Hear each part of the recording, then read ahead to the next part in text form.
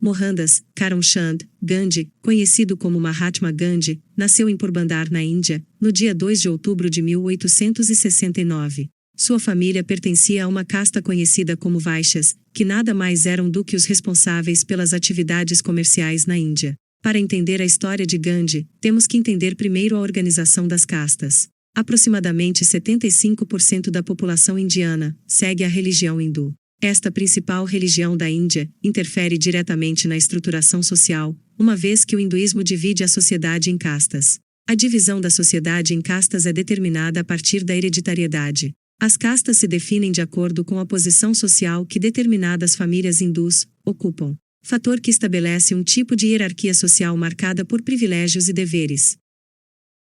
De acordo com o hino Rig Veda, o documento mais antigo da literatura hindu, que fala a respeito do sacrifício do deus Purusha, e como deste sacrifício se originaram as castas. Da boca de Purusha nasceram os Brahmanes, que teriam a função e a responsabilidade do sacerdócio e da erudição. Dos braços de Purusha nasceram os Kshatriyas, a famosa classe destinada aos guerreiros e líderes políticos.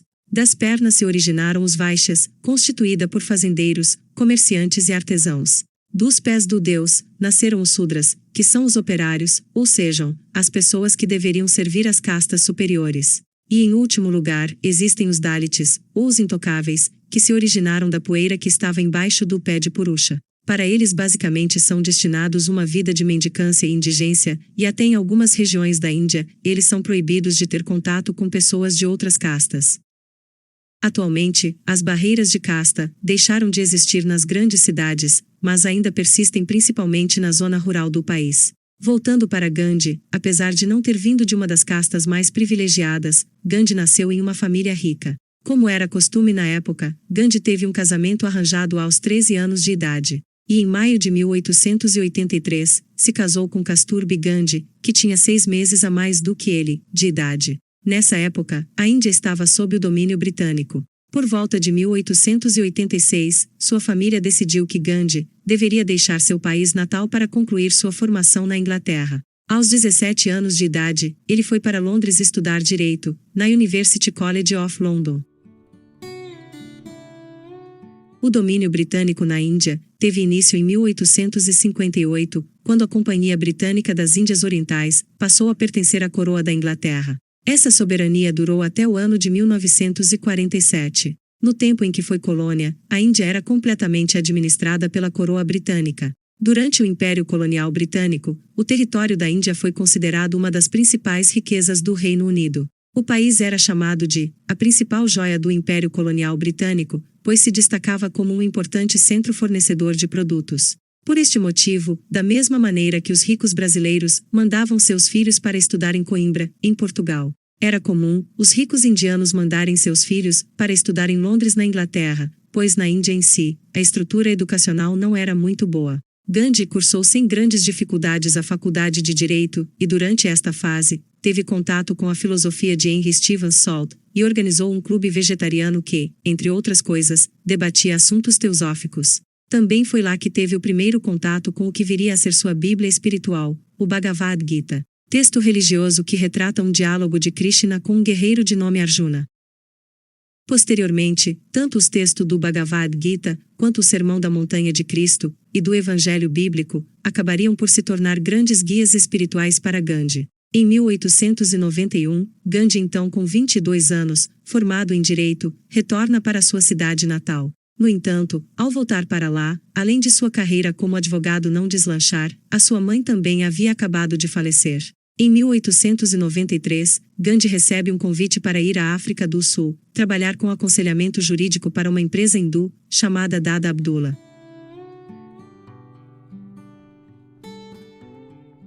Essa viagem para a África não só mudaria a vida de Gandhi, como seria decisiva para a história do mundo. Isto porque ao chegar na África do Sul, ele sentiu pessoalmente os efeitos da discriminação. Havia por lá um seríssimo problema de discriminação racial contra indianos. Aliás, não só contra os indianos, mas também contra os negros e contra os muçulmanos. Este cenário encontrado foi para ele o despertar da consciência social, que culminou na criação de uma organização social e política liderada por ele, que buscava num primeiro momento evitar que o governo dos brancos no país tirassem direitos básicos dos indianos, principalmente hindus. Gandhi percebeu que, mesmo sendo um advogado formado por uma respeitadíssima faculdade inglesa, era completamente desprezado pelos brancos daquela região apenas por ser indiano. A noção de que havia esse tipo de preconceito, e do quanto ele afetava a vida das pessoas, foi importante para o desenvolvimento da consciência pessoal de Gandhi.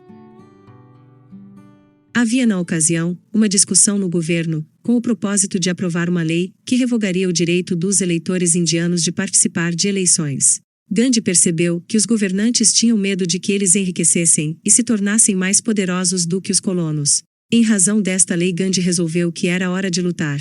Os indianos não podiam ficar calados diante dessa lei. Seus amigos então lhe pediram para que ele conduzisse a luta pelos direitos dos indianos na África do Sul. Ele aceitou fazer isso. Redigiu uma petição e começou a reunir assinaturas em diversos lugares para evitar que a lei fosse aprovada. Em 2 semanas chegou a reunir mais de 10.000 assinaturas. Em 1894, fundou uma seção do Partido do Congresso Indiano, destinada a lutar pelos direitos de seu povo. Em 1904, Gandhi começou a editar o jornal Opinião Indiana. O Congresso passou a realizar reuniões em todo o país, em busca de garantir o direito dos indianos. Após decidir que ficaria na África do Sul para lutar, Gandhi foi até a Índia buscar sua família. Enquanto ele esteve fora, parte da imprensa começou a pintá-lo como alguém que queria sabotar os direitos dos brancos, e não de alguém que queria defender o direito dos hindus. Com isso, os líderes sul-africanos tentaram impedir o retorno de Gandhi ao país, e inclusive ele teve que ficar em quarentena, antes de poder desembarcar novamente na África do Sul. E finalmente, quando conseguiu desembarcar, foi espancado brutalmente. Na ocasião, apenas não morreu, pois por sorte, a esposa do superintendente da polícia interveio para defendê-lo. Após a agressão, ele decidiu que não processaria ninguém e nem tomaria qualquer atitude contra aqueles que o agrediram. Passado este episódio, entre 1899 e 1902, ocorre a Segunda Guerra Boer. Na ocasião, Gandhi incentivou os britânicos a recrutarem também os indianos para seus exércitos, como uma forma de legitimar as reivindicações por cidadania plena. Os britânicos aceitaram a oferta de Gandhi, e Gandhi liderou um destacamento de 20 voluntários indianos para tratar dos soldados feridos. Esse grupo, comandado por Gandhi, atuou por aproximadamente 2 meses. Esta experiência mostrou a Gandhi que era impossível desafiar diretamente o poder militar do exército britânico, e que este só poderia ser combatido de uma forma não violenta. Alguns anos após o término da guerra, em setembro de 1906, o governo da província de Transvaal criou uma lei que pretendia registrar toda a população hindu, no intuito de restringir suas viagens pelo país. Para Gandhi, era como se eles fossem obrigados a usar uma coleira, e chamou essa lei de o Ato Negro. Entretanto, neste momento Gandhi já estava muito apegada a 2 preceitos filosóficos. A ahimsa, normalmente traduzido como não violência, e a satyagraha, que seria algo como a força da verdade. Então ele passou a usar da estratégia da desobediência civil como forma de pressão, o que seria nada mais nada menos do que não obedecer às ordens do governo. Quando a lei entrou em vigor em 1907, o governo ordenou que todos aqueles que não se registrassem fossem presos. Gandhi então foi preso, mas mesmo com sua prisão, os protestos continuaram e a desobediência civil continuou funcionando. Dos 13.000 indianos existentes na província, 2.500 foram presos e outros 6.000 fugiram. Conforme escalou a situação, Gandhi foi chamado para fazer um acordo. O governo propôs que, se os indianos se registrassem voluntariamente, a proposta de lei seria retirada. Gandhi então aceitou o acordo e foi voluntariamente se registrar, e acabou sendo novamente espancado. Mais uma vez Gandhi não prestou queixa contra seus agressores. Mas o governo resolveu descumprir sua parte no acordo, e mesmo com ele se registrando, não retirou a proposta de lei. Gandhi queimou seu registro, e incitou mais uma vez os protestos. Mais pessoas ainda aderiram à sua causa.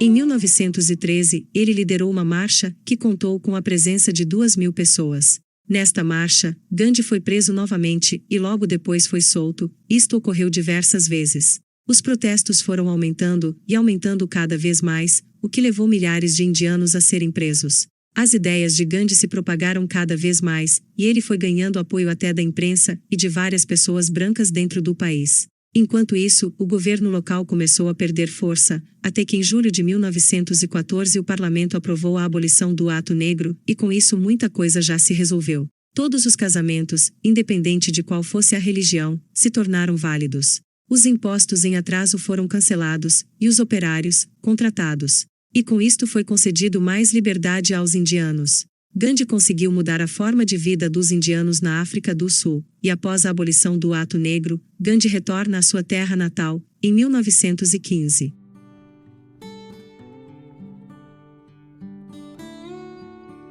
Suas ações na África do Sul já haviam caído na boca do povo, e todo mundo já tinha ouvido falar de quem ele era. Ouviram histórias de como ele enfrentou o Império Britânico, reunindo diversas pessoas à sua causa. Inclusive muitos indianos passaram a esperar dele grandes feitos na Índia, assim como havia acontecido na África do Sul. Por volta de 1915, Gandhi passou então a se engajar na política da Índia, conquistando cada vez mais seguidores e fiéis, e acabou ocupando o papel de guia do povo na Índia. Mas por ter passado muito tempo fora, Gandhi não estava ligado a algumas coisas que vinham acontecendo em sua terra natal, pois na Índia também havia muita discriminação. Só que lá, ao invés de ser uma discriminação em razão da nacionalidade, era uma discriminação feita pelo meio do sistema de castas. Gandhi achava que haver indivíduos vivendo às margens da sociedade, como acontecia com a casta dos intocáveis, era um verdadeiro absurdo, então se colocou fortemente contra o sistema das castas. Gandhi passou a acolher todos os que o seguiam, algo que a princípio deixou alguns indianos muito incomodados, mas ele dizia que não poderia agir diferente, visto que o descaso e o preconceito lhe pareciam muito com aquilo que ele havia combatido por anos na África do Sul.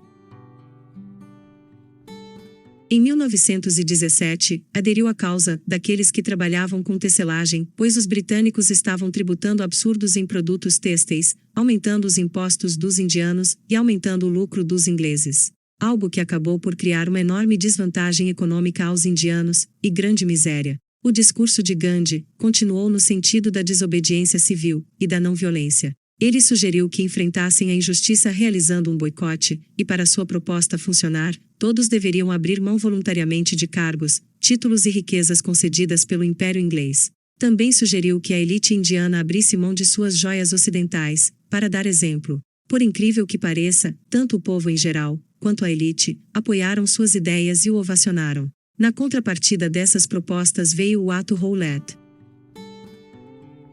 O Ato Rowlatt foi um projeto de lei que permitia que o governo prendesse qualquer pessoa sem mandato e os levasse para a cadeia. Ou seja, prender pessoas sem direito a julgamento. Gandhi lançou então uma campanha contra este ato e em seguida conheceu Jawaharlal Nehru, um importante ativista da autogovernança da Índia. Eles se juntaram e começaram a propagar juntos um forte movimento nacionalista. O programa pregava a independência total da Índia, uma confederação democrática, a igualdade política para todas as raças, religiões e classes, as reformas socioeconômicas e administrativas e a modernização do Estado. Ao ser questionado sobre qual atitude tomar, Gandhi continuava insistindo na não violência, então propôs junto com Nehru uma greve geral.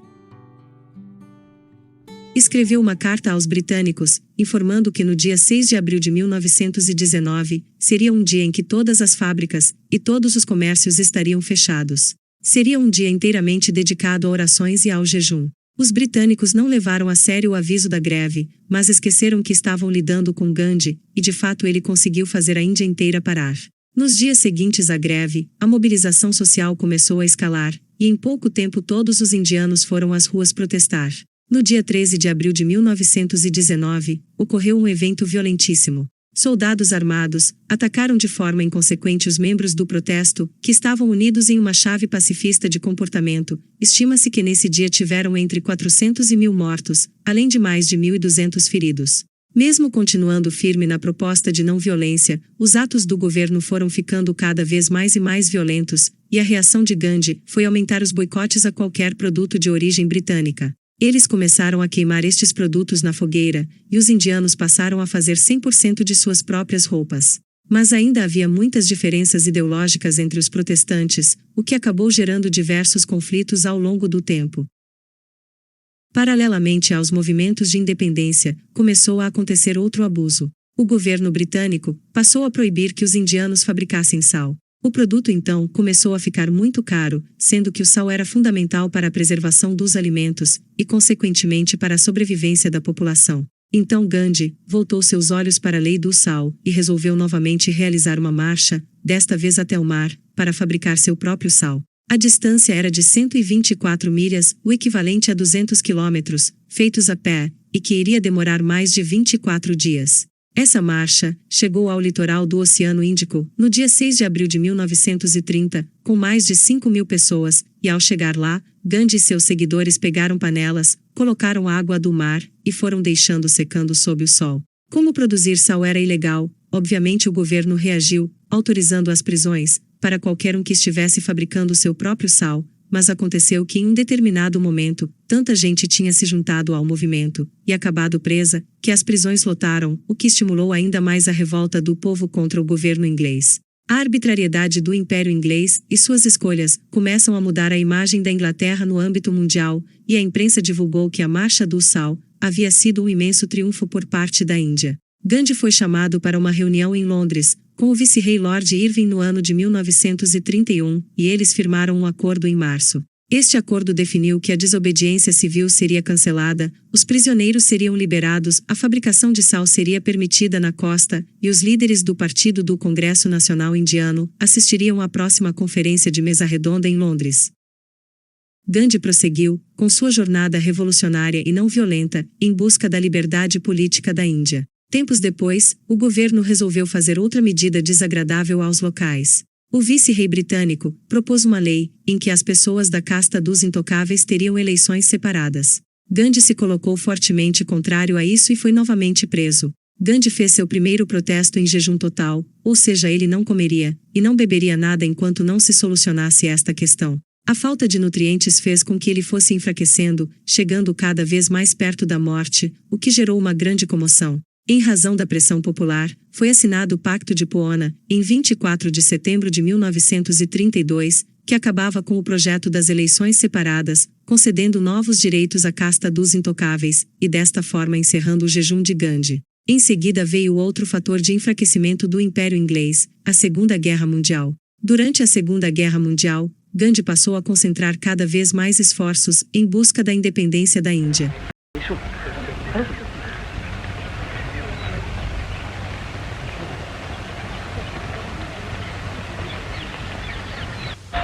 If England does not grant your demands, what course of action will you follow then? Of course, civil disobedience and all other phases of the Tyaga are always at our disposal, but whether we shall resort to this weapon immediately, or what other steps we shall take, I cannot judge at present.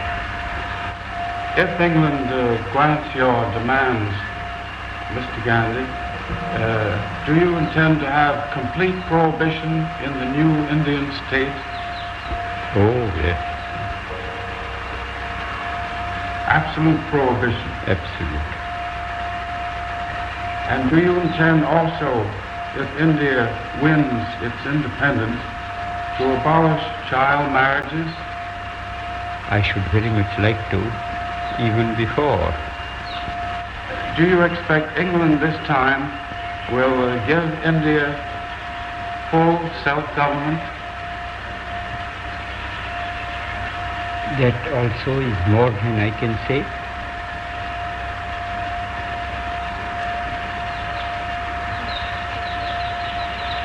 But you are hopeful. I am an optimist. You are an optimist. If you go to the second round table conference, will you go attired in native Indian dress, or will you prefer European dress? I shall certainly not be found in European dress. And if the weather permitted, I should present myself exactly as I am today. Yes. And if the King of England invited you to dinner at Buckingham Palace, you would go in your customary Indian dress. In any other dress, I should be most discourteous to him, because I should be artificial. If England does not grant your demand, are you prepared to return to jail again? I am always prepared to return to jail.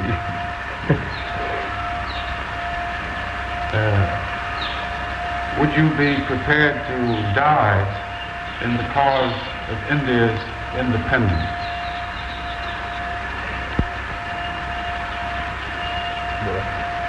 It is a bad question. Gandhi e seus partidários deixaram claro que não apoiariam a causa britânica na guerra, a não ser que fosse garantida, à Índia, independência imediata. E então em 1946, o ano seguinte ao final da guerra, e após muita luta, foi concedida a autonomia da Índia, e eles conseguiram a sua independência. Paralelamente a isto, havia na Índia um conflito entre hindus e muçulmanos. Gandhi teve grande influência entre as comunidades hindus e muçulmanas na Índia. Costumava-se dizer que ele terminava rixas comunais apenas com sua presença. Gandhi pregou em favor da unidade e da tolerância, chegando até mesmo a ler em algumas reuniões o Alcorão. Os hindus o atacavam porque pensaram que ele era a favor dos muçulmanos, e os muçulmanos exigiam dele a criação do Paquistão. Gandhi posicionou-se veementemente contra qualquer plano que dividisse a Índia em dois estados, o que efetivamente aconteceu, criando a Índia predominantemente hindu e o Paquistão predominantemente muçulmano. Na divisão, muita violência aconteceu, especialmente na fronteira e na cidade de Calcutá. Os hindus que ainda estavam no Paquistão eram massacrados, enquanto os muçulmanos que estavam na Índia também. Gandhi foi para Calcutá para acalmar a discussão e a violência entre os hindus e os muçulmanos. Mais uma vez, ele jejuou, até que os líderes da comunidade assinaram um acordo para manter a paz. Ele inicia o jejum no dia 13 de janeiro de 1948. Antes de que eles assinassem, ele os advertiu de que, caso se rebelassem, ele jejuaria até a morte. Gandhi, em janeiro de 1948, fez muito para acalmar os conflitos entre hindus e muçulmanos, permitindo a divisão da Índia em dois países.